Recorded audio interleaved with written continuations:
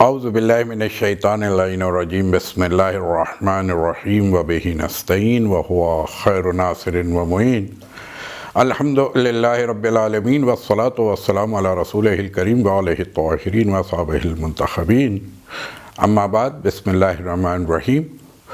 اوفوا بالعہد ان العہد کان مسئولا۔ یقیناً خداوند عالم نے قرآن مجید میں یہ واضح طور پہ بتا دیا کہ اپنے عہدوں کو پورا کیا کرو، اور جب انسان مشکل میں ہوتا ہے، چاہے وہ رزق کی مشکل ہو یا طبی مشکل ہو، بیماری ہو، کوئی تکلیف ہو، کوئی اور کسی قسم کا غم ہو، کسی مصیبت میں مبتلا ہو، تو انسان اللہ کی طرف رجوع کرتا ہے، اور اللہ تبارک و تعالیٰ جب وہ رجوع کرتا ہے تو اس کو اس مشکل سے نکال دیتا ہے۔ لیکن یاد رکھنا چاہیے کہ جب انسان مشکل میں ہوتا ہے تو وہ خدا سے جب لو لگاتا ہے اور اس سے امان چاہتا ہے، اس سے رزق چاہتا ہے، اس سے شفا چاہتا ہے، اس سے مشکلات میں حل چاہتا ہے، تو کچھ وعدے بھی خدا سے کر لیتا ہے۔ اور یقیناً یہ یاد رکھنا چاہیے کہ قرآن یہ کہہ رہا ہے کہ اپنے وعدوں کو پورا کیا کرو، اپنے عہد کو پورا کیا کرو۔ اگر کسی سے بھی انسان وعدہ کرے تو اسے پورا کرنا ہے۔ جو رب ذوالجلال سے اگر کوئی وعدہ ہو رہا ہو تو یقیناً اس کی منزلت اور مرتبہ کتنا بلند ہوتا ہے۔ بس ہمیں یہی یاد رکھنا چاہیے کہ جب ہمارے رزق میں پریشانی آتی ہے تو ہم خاص طور پہ اہل بیت رسول اکرم صلی اللہ علیہ وآلہ وسلم سے توسل اختیار کرتے ہیں، جس کی بارہا تاکید بھی آئی ہے کہ جب تمہارے کو کوئی بھی مشکل آئے تو آل رسول اور رسول سے اپنا کیا ہے توسل اختیار کیا کرو، ان سے لو لگایا کرو، ان سے دوستی کیا کرو، ان سے کچھ تنہائی میں ان سے لو لگایا کرو۔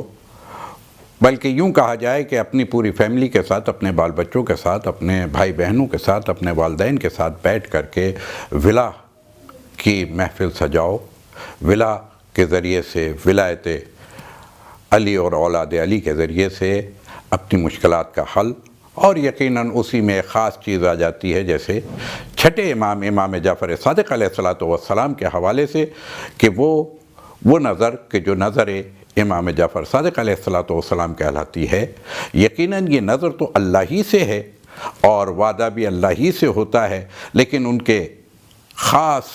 محبان، اس کے چاہنے والے، اس کے ماننے والے، اس کے مطیع، اس کے فرما بردار،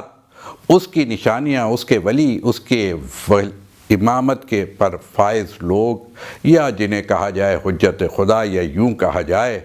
کہ جو اللہ کی ذات میں فنا ہوں، اللہ کی مرضی ان کی مرضی اور ان کی مرضی اللہ کی مرضی ہو، یعنی وہ اپنے آپ کو اس طرح سے ڈھال لیں کہ جو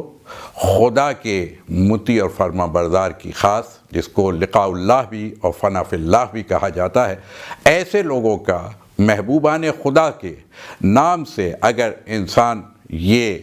عہد کرتا ہے کہ پروردگار اگر تو نے مجھے شفا دی، اور بالخصوص یہ جو نظر امام جعفر صادق علیہ السلام، یہ رزق کے حوالے سے بہت مجرب نسخہ ہے، آزمودہ نسخہ ہے، اسے مومنین نے، مسلمین نے بھرپور اس سے استفادہ کیا کہ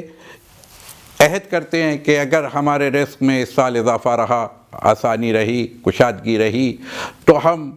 کیا ہے 22 رجب کو مثال کے طور پہ مومنین نے ایک دن تعین کر لیا ہے کہ اس دن ہم پورے شہر میں، اور جب اجتماعی کوئی عبادت ہوتی ہے تو اس کے فیض و برکات اور ہو جاتی ہیں، رحمت خدا کا نزول اور بڑھ جاتا ہے۔ اجتماعیت کا یہی ایک فائدہ ہوتا ہے، اگرچہ کہ ہر روز ہو سکتی ہے، لیکن خاص طور پہ اگر کسی خاص دن پر اس کو سارے مومنین مل کے کرتے ہیں تو پھر رحمت خدا بھی جوش میں آتی ہے، اور پھر رزق کے دروازے سب کے لیے کھول دیے جاتے ہیں۔ تو یقیناً مسلمانوں کو، مومنوں کو چاہیے کہ آج کے مشکل دور میں نظر امام جعفر صادق علیہ السلام کے حوالے سے عہد کریں، پیمان کریں، خدا سے نذر کریں کہ اگر ہمیں رزق میں آسانی رہی تو ہم انشاءاللہ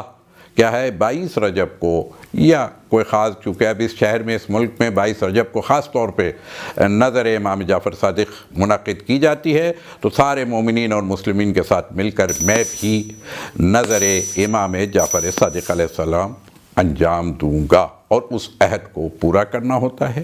اور اس وعدے کو، اس نظر کو پھر ادا کرنا ہوتا ہے۔ لہٰذا اس میں پھر اہتمام کیجئے، مومنین کو بلائیے، مسلمین کو بلائیے، اور جو رزق خدا نے آپ کو دیا ہے اس میں سب کو شریک کیجئے، اور خاص طور پہ غریبوں کا،